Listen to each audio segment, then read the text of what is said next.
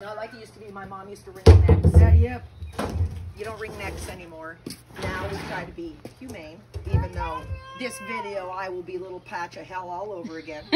So we have cones on both of these trees here. You have what? They're called a cone. You see that metal thing under the branches there? Yes. We'll go out there and see them all.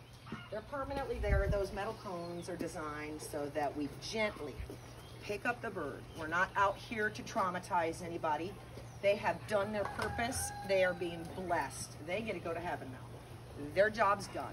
I mean, the way I look at it, you can't have a more complete life. They're not sick and dying. So I give them a little death kiss. I had something I had to start when I started this because my first one was over, it was like 125. Well, I bought 200 birds, gave the neighbors some and had 125. So I had to go in and butcher them all just with a couple people. And the first one started playing, I was crying and didn't want to. So I found if I prayed for each bird, rubbed their feet, did some little things, everybody felt good, including me. And you get to the next. So I've learned over the years, however it is, whatever it takes for you to be able to get yourself wrapped around it and know you're not doing a bad thing here. You're feeding your family. The Bible states we have dominion over all animals. So take your dominion, do what's right with the animal, and feed your family. So once I got in the rhythm of it, it's pretty easy for me now because I feel confident and good about how it is. But there's still times.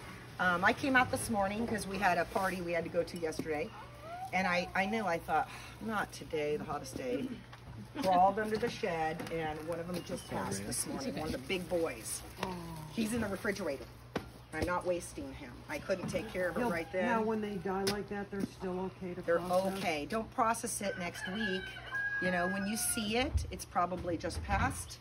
Put it in the freezer refrigerator and move on. Get it going. If you can't do it that second, get it at least to stop bacteria.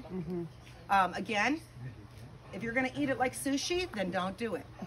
But I don't. Usually when they've died, that's going to become my best broth right there. I'm going to take that. I did a video on it because I had 4 with bad legs, which is common with these guys. They get bad knees and all of a sudden they just can't walk, and I won't leave you on the ground like that. So I had done 4 or 5 of them that way. And I'm right in the middle. I'm sorry. then I did a video showing to everybody that, hey, when they die, you're not down and out. Please do not throw it away. You're going to cook this thing. There's nothing to be, your grocery store meat has got still more bacteria than this.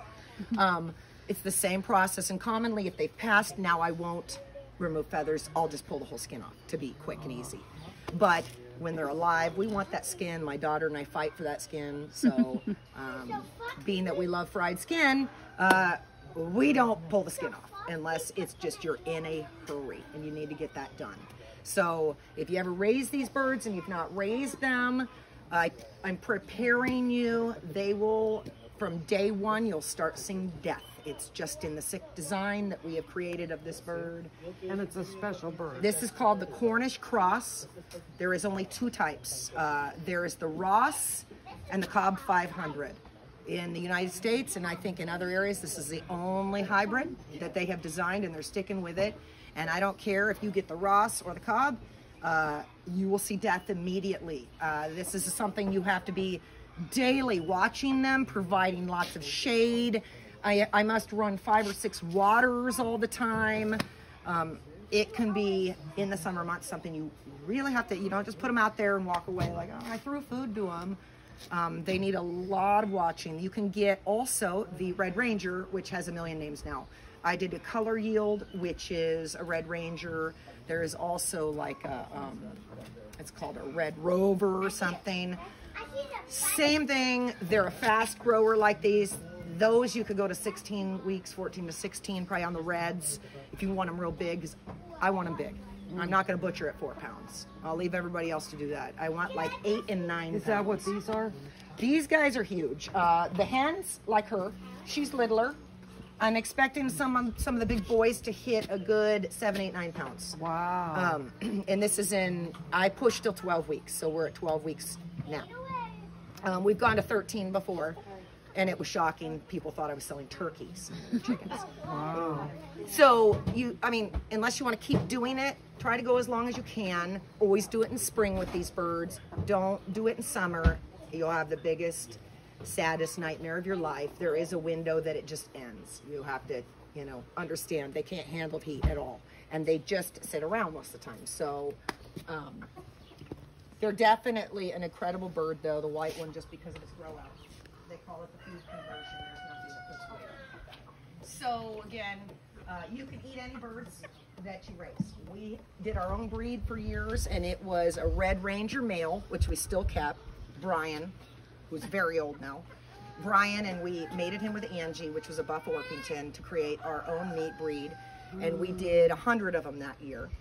And they were divine, but Brian is aging out and really doesn't breed anymore. And Angie, I found her with her head missing in the front yard. It was actually quite interesting. I'm like, Angie, we loved her.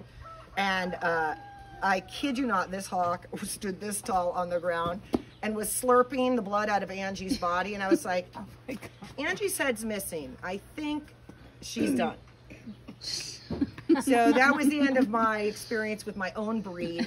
But you can easily do that on your own too, because if you just choose a couple good heavyweighters, you're going to wait longer to feed them out, but you don't have to buy from someone else if you don't want to. So another option, you can eat anything that's poultry. It doesn't matter what it looks like. So I think we've got a pretty good group, everybody, and anybody else that shows up, 914, we'll have to just catch up.